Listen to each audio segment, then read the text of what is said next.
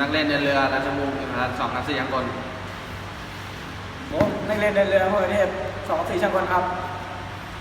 ผมนักเรียนในเรือการบินในกระชัง2-4 ช่างกลครับผมนักเรียนในเรืออานนท์นนท์2-4 ช่างกลครับผมนักเรียนในเรืออธิบดีอุทัย2-4 ช่างกลผมนักเรียนในเรือปริญญาไทยเมน2-4 หมายคนครับวันนี้พวกเราจะมาสาธิตวิธีการถอดปั๊มครับเป็นปั๊มประเภทเซนติบูกอลครับ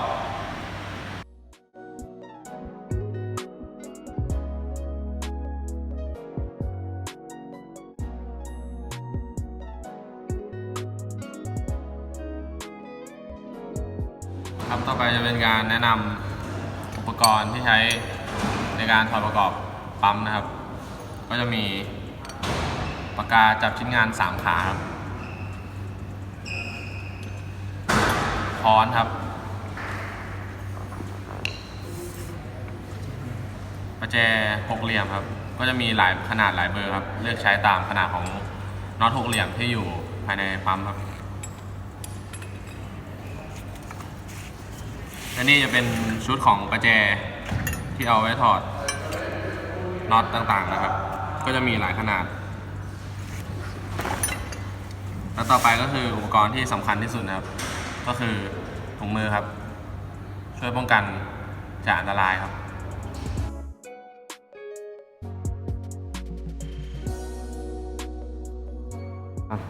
อย่างแรกครับอันนี้ก็คือปั๊มที่เราจะถอดนะครับอย่างแรกเราต้องดูก่อนนะครับว่าน็อตใช้เบอร์อะไรใช้น็อตอะไรครับแล้วก็มาร์กสิ่งต่างๆที่เราจะถอดประกอบนะครับมาร์กเป็นมาร์กสีชมพูครับที่มันต่างจากสีของตัวเครื่องนะครับได้ครับแล้วก็อันนี้ใช้เบอร์17นะครับตัวข้างนอกแล้วก็ทำการหมุนถอดครับค่อยๆถอดทีละอันนะครับ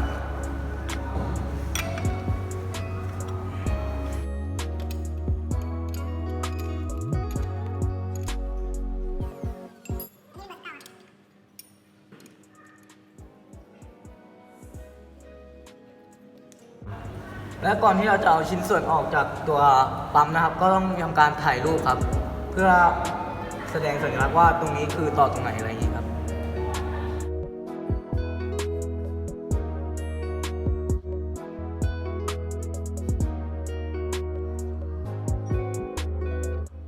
ครับหลังจากขั้นตอนแรกนะครับผมคือเราก็ถอดมาวางไว้มันก็จะมีสภาพเป็นดังนี้นะครับผมและพอถอดมาปุ๊บแล้วก็เราก็จะเอาน็อตเรียงไว้เป็นอย่างนี้นะครับไว้เป็นกลุ่มเดียวกันนะครับเพื่อให้ง่ายต่อการสวมใส่ครับ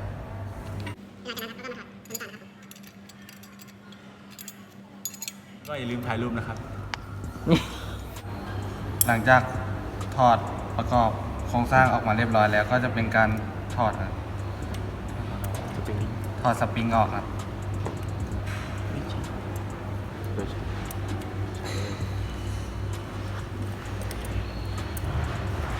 ใช้ได้ถอดครับ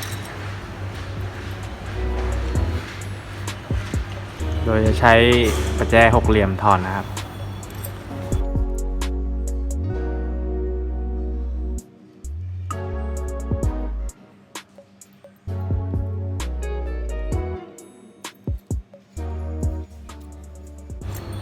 ว่าทำการมาร์กจุดแล้วก็อย่าลืมถ่ายรูปด้วยนะครับ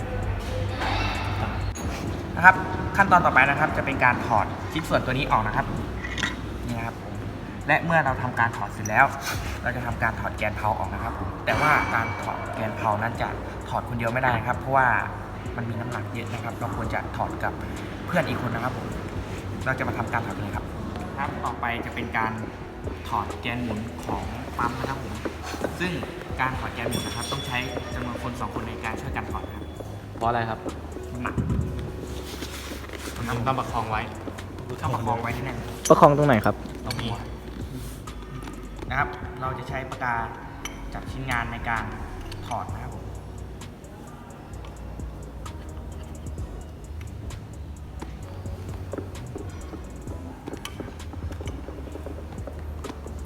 การถอดส่วนนี้ก็ต้องทำให้ความระมัดระวังหน่อยนะ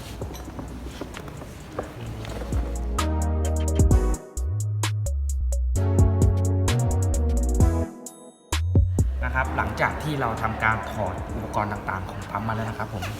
มันก็จะเป็นลักษณะแบบนี้ครับและขั้นตอนต่อไปจะเป็นการใส่ ประกอบกับเหมือนเดิมนะครับผม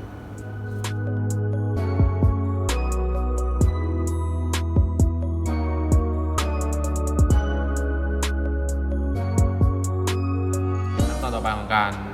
ประกอบชิ้นส่วนของปั๊มนะครับ อันนี้ครับตัวซีนครับ ตามด้วยตัวสปริงครับ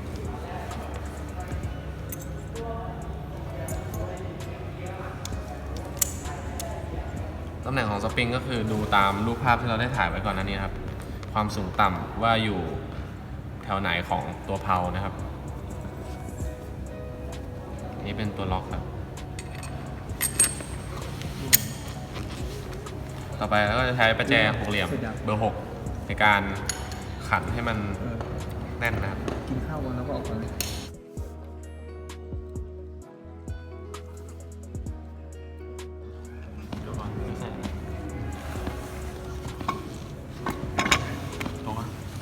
โอเค อันนี้ครับก็คือจะเป็นการประกอบตัวเคสลงไปนะครับ แล้วก็ทำการใส่น็อตครับ แล้วคือซีนครับ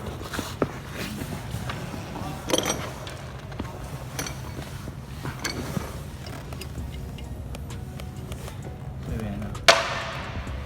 เดี๋ยวอันนี้เป็นถุ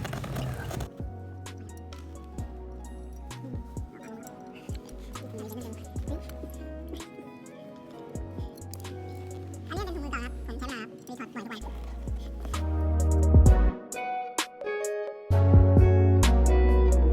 ต่อไปจะเป็นการเอาส่วนประกอบนี้สวมเข้าไปในนี้นะครับผม1 2 3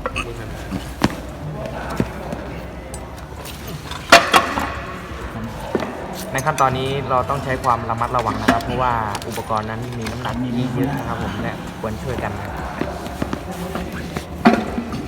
แล้วก็เวลาใส่นะดูมาร์กนะครับ มาร์กสีชมพูที่เรามาร์กไว้ตั้งแต่ต้นคลิปนะครับผม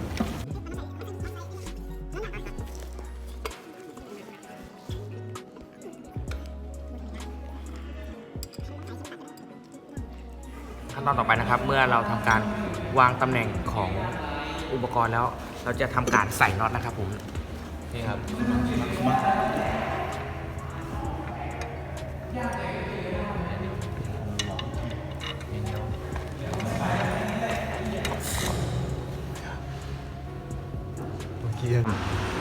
นี่นะครับ ถ้าเกิดเราประกอบเสร็จแล้วปั๊มก็จะสามารถหมุนได้ลื่นประมาณนี้นะครับผม